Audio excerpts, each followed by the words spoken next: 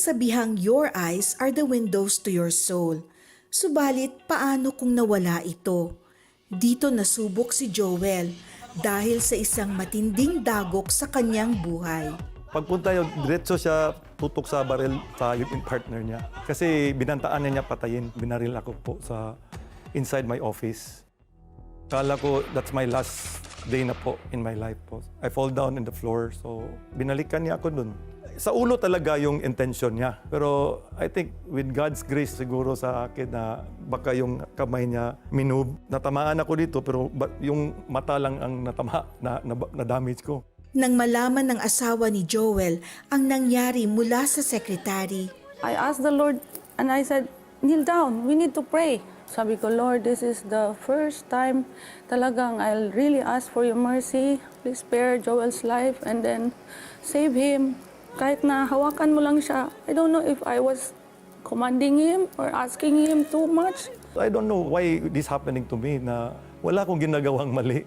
habang nasa ospital, napag-alaman niya sa doktor na hindi na maisasalba ang isa niyang mata. I'm so depressed, devastated ako. Yung wife ko nag-comfort sa akin, pumunta sa akin and hold my face. Then sabi niya, Dad, can you still see me, Dad?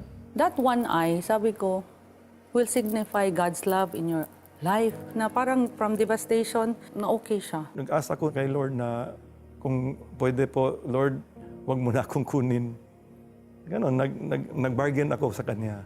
I'm so blessed talaga kasi binigyan ako ni Lord ng second chance po. Yeah, at least yung vision ko, at least even one eye, still malawak pa rin ang yung vision ko. Sa pagkakataong ito, bumuhos ang suporta ng ilang church members kay Joel. May mga kaibigan kaming pastor, nagpunta doon, nag-pray sa amin, nag-pray over. Grabe yung blessing ni Lord. I cannot thank Him enough. We are really having a good time and mga friend namin na nag-assist sa amin. They send us food and they send people to pray for Joel every day. Nilagyan ng titanium ang kaliwang bahagi ng mukha ni Joel dahil sa tindi ng pinsalang kanyang natamo. Nang makalabas ng ospital, buong tapang ni hinarap ni Joel ang taong bumaril sa kanya. Subalit sa halip na magalit, pagpapatawad ang naging ganti ni Joel sa taong muntik nang pumatay sa kanya.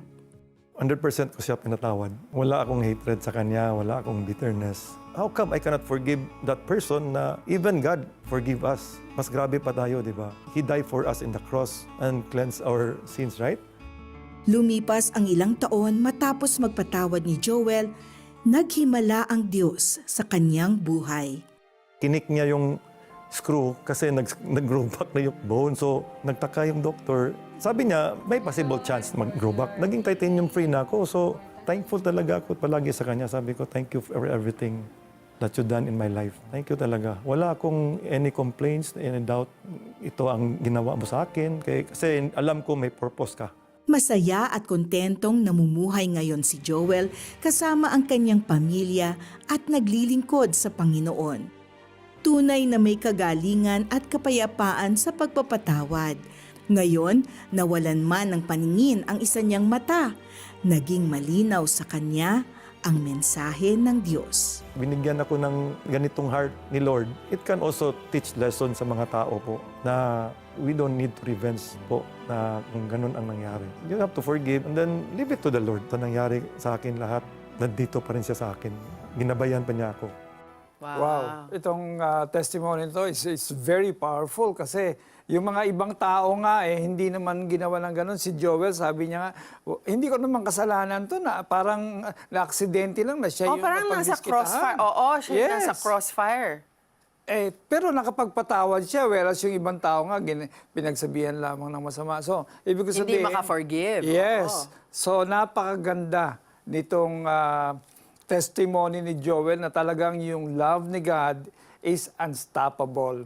Mga kapatid, tayo man po ay maaring dumanas ng mga matinding pagsubok. Hindi natin alam whatever mishap or unfortunate circumstances ang tumama sa atin na hindi naman natin deserve, no?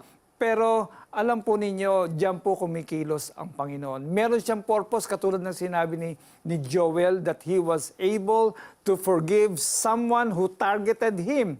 Na even attempted to kill him and snuff the life out of him, pero pinatawad niya. So, kung ito pong nais ng inyong puso, I ask you na sumabay po sa akin. Father God, salamat po, Lord God, sa buhay na ibinigay niyo po sa akin. Salamat po, Panginoon. Alam ko, Lord God, na anumang mga nangyari sa aking buhay nung nakaraan, ngayon, at maging sa hinaharap, Panginoon, alam ko na may purpose ka, Lord God. At alam ko, Lord, na kung ako po ay hiwalay sa iyo, wala pong mangyayaring maganda sa akin. Sapagkat alam ko, Panginoon, ikaw ay may tangan ng lahat. So, Lord, ngayon pa lang, Lord, dinidecide ko na maging unstoppable, Panginoon. Ano man ang mangyari sa akin, sinusuko ko sa iyo ang aking buhay.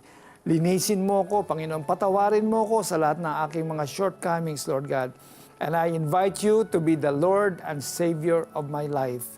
Lord, please, Father God, help me and guide me, Lord God, sa buhay na ito, sapagkat sa iyo lamang ako nagtitiwala. Sa pangalan ni Jesus, Amen.